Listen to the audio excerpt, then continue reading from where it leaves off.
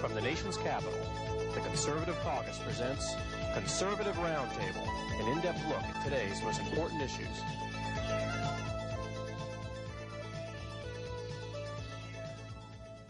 Welcome to Conservative Roundtable. I'm Howard Phillips, chairman of the Conservative Caucus, which sponsors these broadcasts. We're privileged to have as our guest for this edition of Conservative Roundtable an old friend, an outstanding public official, State Senator Alex Mooney of Maryland. Alex, how did you get to be a state senator? You're a young man, and you had a distinguished career as an undergraduate at Dartmouth. Mm-hmm. We did a little bit of work together with the Conservative Caucus. You've been involved in other conservative activities. Mm-hmm. How did you go from being a private citizen to being a public official? Well, you know, you knock on enough doors and deliver your message personally to as many voters as you can. I never had anything to hide. I said where I stood on the issues. If someone would ask where I stood on Christian values, I'd say I'm a Christian and I'm pro-life. Whatever came up, I would answer their question. I'm fortunate to be from a conservative area where I grew up most of my life, so I ran in my hometown. And actually, I'm in my second term now. I was elected, as you know, at 27. I'm 32 already, and in my second term, done 6 years. So you're getting old. Yeah, you know, you want. And you also worked for a good friend of ours, Roscoe Bartlett, congressman from Western Maryland. That's right. Yeah, I was fortunate when I graduated from Dartmouth to be able to get a job as basically his driver, staff assistant. That's the way to start. Yep. It was an honor to do it. He's a principled conservative. He's a wonderful man. Yeah, the most conservative one in Maryland, that's for sure. Yeah. So I was able to drive him around and make some contacts and learn a lot about politics. He's still a good friend of mine today. That's great. Now, it must have been difficult for you to say, I'm going to run for the Senate. You had not held public office before. What were the pros and cons going through your mind about whether to be a candidate?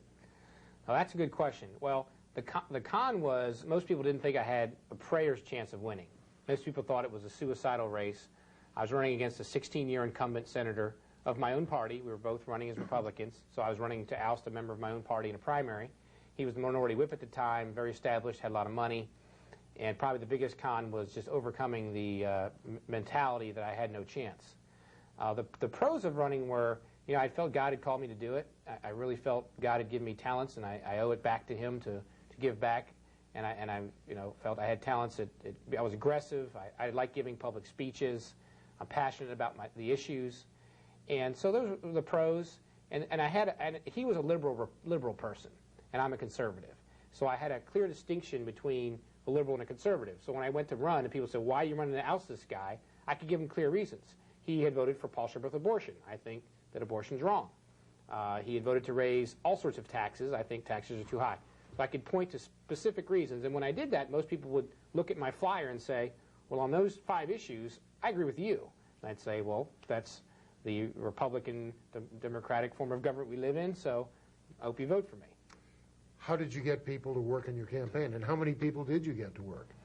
That's a good question. Well, when I first started, I had a naive thought that I could do it all myself, and became very active. And then his team started fighting back, and it got, you know, I felt overwhelmed. I was fortunate at the time to have an active Christian coalition in Frederick County, and some of the pro-life groups were active, and conservative people. And those groups were very helpful, especially the Christian Coalition was very active in the campaign. And that's where I found a lot of volunteers who go out putting up yard signs and help me with my fundraising events. How much did it cost to win your primary? $60,000. 60? $60,000, yes. That's a lot of money. How much of that did you have to put up? None. Good for you. No, I don't. And I've never put up any of my own money. I don't have any to put up, so either I raise it or I don't. And was it difficult to raise $60,000? It was. Actually, I remember my brother and I sat down to do the budgets, and he said, let's do a budget for $20,000 and a budget for $40,000. And if with $20,000 we could do this many mailings and radio, and $40,000 we could do this. And I said, well, what if I could raise more? And my brother said, well, how much do you think you can raise? I said, I think maybe I could raise $60,000. He said, well, if you can raise 60, I'd say raise 60. So we set the bar up a little higher. And once it started, you know, once someone wrote you that first check and invested in you, they wanted to see you win, so they would give you another one a month or two later and tell their friend to send you a check. So it started snowballing. Did your brother Pat manage your campaign? He was more like a consultant, I'd say. He had his own job, so he couldn't be a day-to-day manager, but he helped me with a lot of my direct mail fundraising, did all that, basically, and a lot of, you know, the right contacts to do the mailings as cheap as possible. So you were sort of your own manager. Yeah, I was my own manager. I actually had no, I had no paid consultants or staff through that race. Now, after you won the primary, did the person whom you defeated rally to support you? Quite the opposite. He actually endorsed my Democrat opponent after. Really? Yeah. Front page of my local paper. It was Bird gets support from Durr. Or anyway, yeah, he endorsed him and did a fundraiser for him. Wow. He said, I saw him on the local cable program, just like this is on, and he said that basically he felt I was scary to him as a Christian conservative. He thought I was worse than the Democrat alternative. That's what he said. And by how much did you win? I defeated him 63% to 37%. So obviously the sour grapes of the man you defeated did not resonate in the mouths of the viewers. No. And because he was so liberal, the Democrats didn't put up a serious opponent. So by the time I defeated him, I didn't have a tough opponent, frankly. Now, my recollection is that your second race was tougher than your first in some ways, because people saw how determined and effective you were as a conservative voice in the legislature. Yeah, they were pretty much out to get me in my second race. They had the power of redistricting, so they removed about a third of my district, changed the most hardcore areas where people have gun racks and go to Bible churches. They removed those areas from my district and tried to make it tougher for me. And then they fielded a candidate who frankly got support of much of the Chamber of Commerce type business community, in that they wanted a Democrat to work with the Democrat legislature instead of being principled about it. And so she was able to raise a lot of money. She had actually been elected, the only Democrat elected in my county for 8 years. She had been elected longer than me. What did your re-election campaign cost? That was about $800,000. Really? Yeah. Boy, that's a lot of money. Yeah, it was a lot. How difficult was it to raise $800,000? It was pretty difficult. Probably more than half of it was through direct mail fundraising, again, that my brother helped me with. Nationwide, not just in Maryland. Most of it was Maryland, actually. Yeah. We would mail other donors in Maryland. There certainly were donors from out of state, but as far as the direct mail, we felt it was most effective to mail people in Maryland who had a reason to support me. Did your former employer Roscoe Bartlett help you? He did. Yeah, he's such a great man. Anytime I had a fundraiser of any kind, he would be there, and support me through his staff. He's a tremendous guy. He gets up in the morning and milks his cows and drives to Capitol Hill. He's a dairy farmer. And how old is he now? I think he's just turned 78. Yeah, he's nearly 80. He's in tremendous condition, sharp as a tack. But someday he'll retire. Are you going to run for his seat? Probably will. Yeah, I probably will. And you can't, in politics, I've learned not to think too much into the future. See when he retires. As long as he's there, I'm happy. Yeah. Will his son run for that seat? Hard to say. I'm sure he would consider it, as a lot of other people will consider it. I'm sure there'll be a vetting period where candidates are raising money and seeing, who looks like they're in the best position, what counties the candidates are from. So, well, when you first got to the Senate, how were you received by the other Republican senators? Well, that's a good question. I didn't come in with a chip on my shoulder, like I beat your friends, so everyone's got to listen to me now. I came in with a more humble attitude of, I need to take my first year to learn how things work, who's who, what I'm able to do really effectively. And I think because I came in with a friendly and an open attitude, I got the same kind of response. Good. I found elected officials, they've all been through campaigns. They've defeated people. People run against them. They understand. He who gets the most votes wins. And they didn't hold it personally against me. Well, you are a very principled person.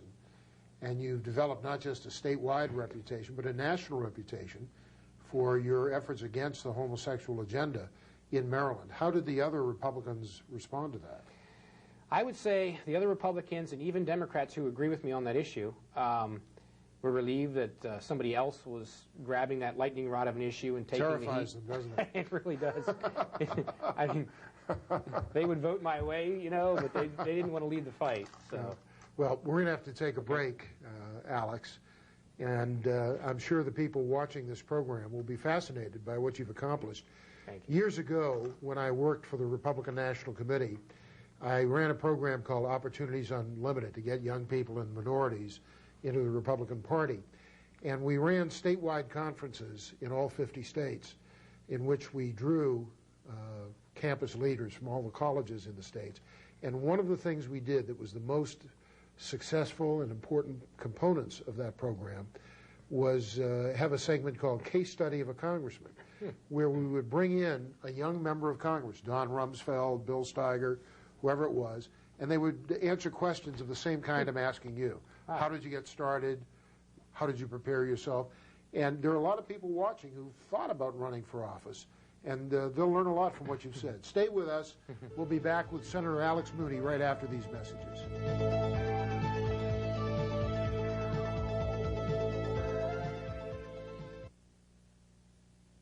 The Conservative Caucus is working to raise up a new generation of leaders who understand the principles of the Founding Fathers as set forth in the Constitution of the United States.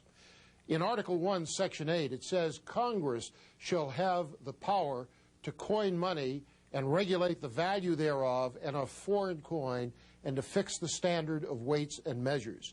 Congress has abdicated that duty, that responsibility, to the Federal Reserve, which now, by inflating the money supply on a continuing basis, each day taxes us more than Congress does by diminishing the value of our savings and our earnings. The Conservative Caucus, almost alone among national conservative organizations, is working to restore constitutional government, whether the issue is money or something else. www.conservativeusa.org, 703-938-9626. Face the Truth is a production of the Conservative Caucus and is seen twice monthly on the station you are watching. We will be interviewing the movers and shakers of the pro-life movement. We hope to educate and even inspire you about what is being done in our country to protect and to promote the sanctity of life. Please watch us. Don't miss Face the Truth with Stephen Peruka and Conservative Roundtable with Howard Phillips right here on this station every week. Here's how you can become a citizen lobbyist and influence how your representatives vote. Write a letter to your congressmen and senators. Speak out on a call-in talk radio program. Write a letter to the editor of your local newspaper and call the Conservative Caucus for more information at 703-938-9626. Help the Arbor Day Foundation plant more trees across the nation. Plant a tree today for all the world to share. Go to arborday.org.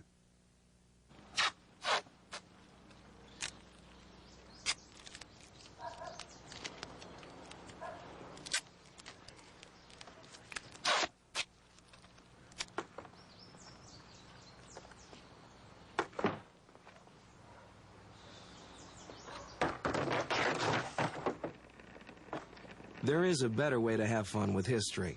Visit americaslibrary.gov. Log on, play around, learn something. I come from Ukraine. For 52 years, I'm in the United States. For the first time, I felt like I have a right to be on this earth. This country, if you put your mind in anything, you will succeed. We are free. We can travel. We can go any place. We can, whatever we want. Freedom to me means my life.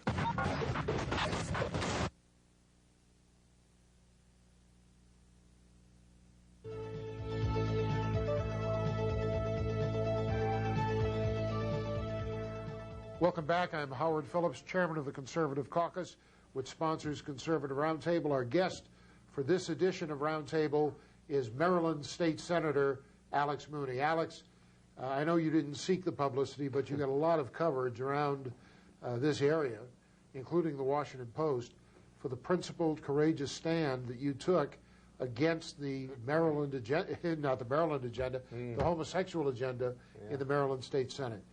How did you get involved in this, and what were the issues? Well, it was my first year down there, and there was a bill basically gives special rights to homosexuals and transvestites, transgenders, cross-dressers. What kind of special rights? Special rights to sue businesses if they felt they weren't hired or they were given a promotion because of their sexual preference. They would have a special right to sue that other people don't have. I'm glad you said preference, not orientation. Yeah, no, it's a preference and it's a choice. Yeah. And you know, other people don't have that. You know, if I was there and I got fired, I don't have a right to sue. But you couldn't claim that you were fired because you were heterosexual. Correct. I see. Yeah, or no one would be interested in doing that. You know, frankly. Sure. So, but it was almost unbelievable to see two men dressed up as women come into our committee with and start talking about how they wanted these special rights to sue businesses. And, frankly, some groups do have it now. African Americans have it. Women have it. Yeah, but that's not a matter of preference. That's right. a matter of birth. Exactly. So that it brings in that whole debate. And being a philosophical person, I didn't see the value of it. Of course, that gets lost in the media translation.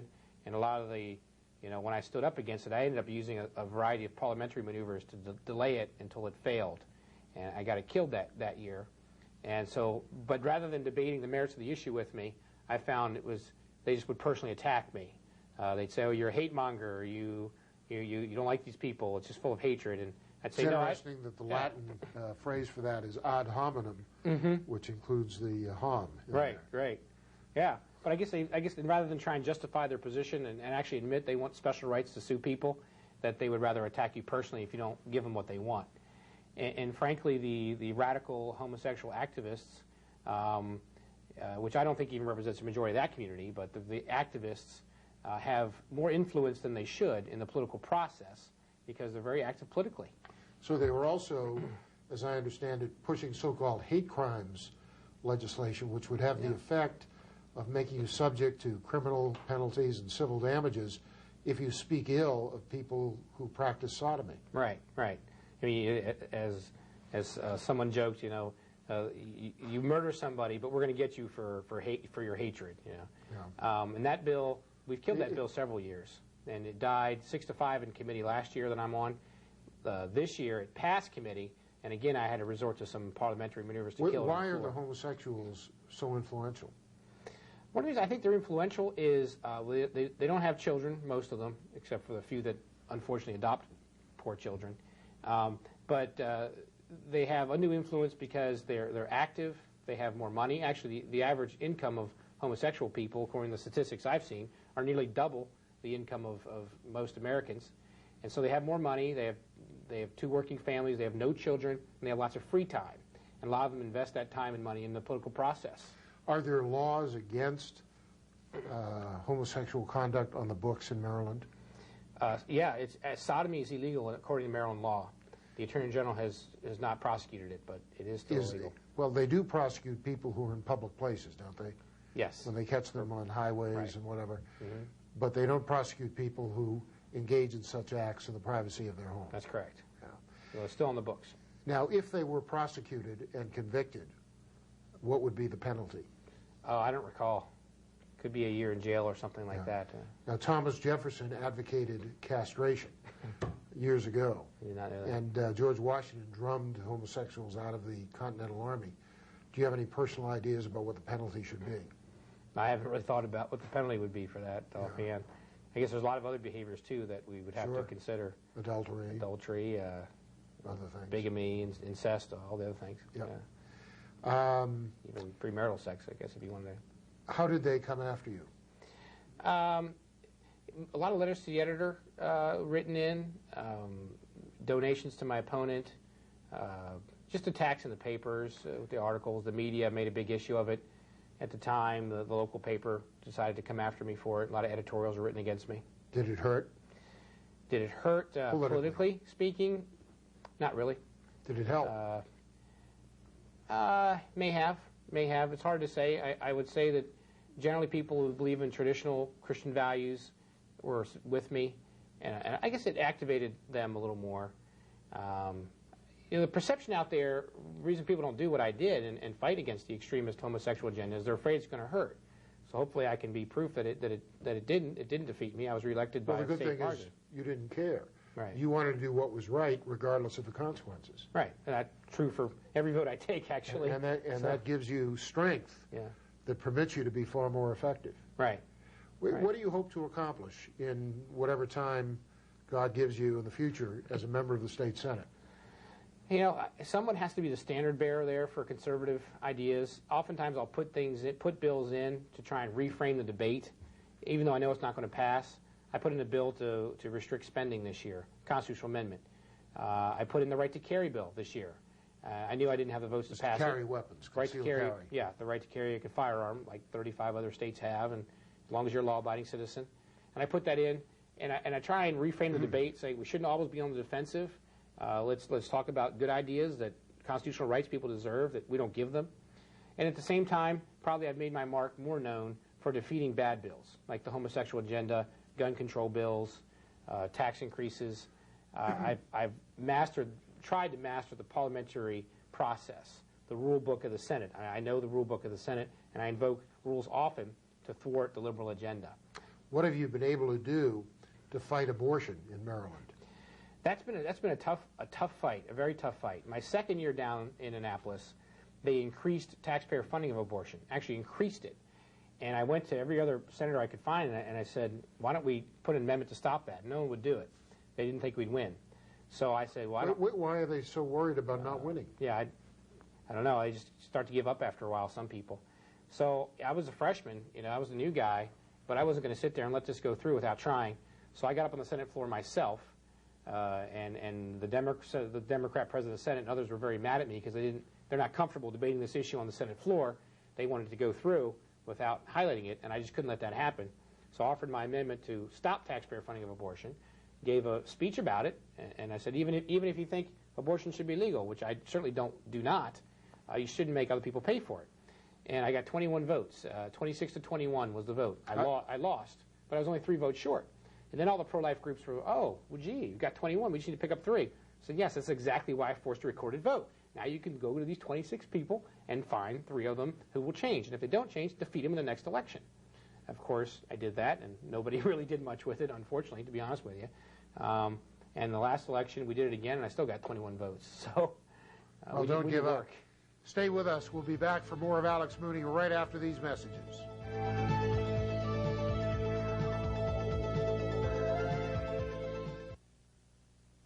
Face the Truth is a production of the Conservative Caucus and is seen twice monthly on the station you are watching. We will be interviewing the movers and shakers of the pro-life movement. We hope to educate and even inspire you about what is being done in our country to protect and promote the sanctity of life. Thank you. Don't miss Face the Truth with Stephen Peruka and Conservative Roundtable with Howard Phillips right here on this station every week.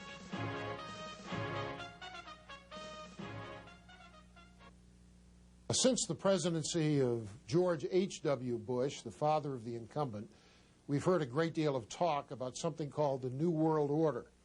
This is something of which every American should be wary, because what it means is the transfer of control over our tax dollars and the setting of policies which affect us from an electorally accountable Congress to international bureaucracies over which we have no real control. Work with the Conservative Caucus in defeating the goals of the New World Order and restoring accountable, limited constitutional government in America. The Conservative Caucus, www.conservativeusa.org or 703-938-9626.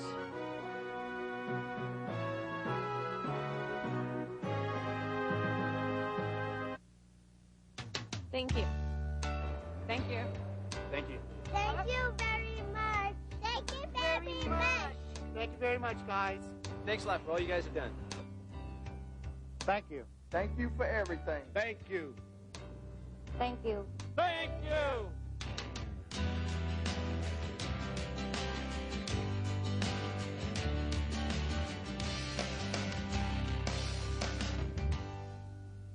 Thank you. I am the port in the storm. I am the line in the sand. I am the enforcer of the sea. The United States Coast Guard will meet you and prepare your boarding. We are the defenders of the homeland. We are the shield of freedom. We are the United States Coast Guard. Heed your country's call. Join the Coast Guard or Coast Guard Reserve. Welcome back. I'm Howard Phillips, chairman of the Conservative Caucus, which sponsors Conservative Roundtable. If you'd like to learn more about the kinds of issues we discuss on this program, please check out our website, www.conservativeusa.org. Senator Mooney, how can people get in touch with you? Well, probably the easiest way is through my website. It's just www.alexmooney.com. I have a phone number, 301-620-0200. But all the information is on my website, more about my background and some of the issues I'm working on, how to get involved. Well, Alex, we're delighted that you're in the Maryland Senate, that you're in public office. We're proud of what you're doing. Thank you. And let me ask you about one of the issues which is being widely discussed around the country, and that is the desire to have civil government recognize same-sex partnerships and call it marriage. Some people say, well, it's okay if it's just a civil union, but not marriage. What's happening on this issue in Maryland? I did co-sponsor an amendment for the state of Maryland's Constitution to make it very clear that there was no such thing of that in Maryland. It didn't go forward. Even the Attorney General, who's a Democrat in Maryland, still issued an interpretation that marriage in Maryland is between a man and a woman and that there is no such thing. He even sent a letter to all the clerks of the courts saying, you're not allowed to, marry same-sex couples. So Maryland law right now is interpreted correctly. So we're a little concerned about people going to other states and coming back and how that would work. By the way, we just have 30 seconds. Let me thank you for the work you're doing in promoting Judge Roy Moore's Constitution Restoration Act, because whether the issue is sodomy or abortion or whatever, the problem is not the Constitution of the United States. It is the judges. That's right. And the Constitution Restoration Act would limit the jurisdiction of the federal courts, prohibit the reliance on foreign courts, and provide for the expedited removal of judges who are disobedient. And thank you for doing this in Maryland. We hope we can get a formal resolution out of you and your colleagues. Glad to. Our guest has been Alex Mooney. Please see us next time. Thanks, Alex. Thank you very much.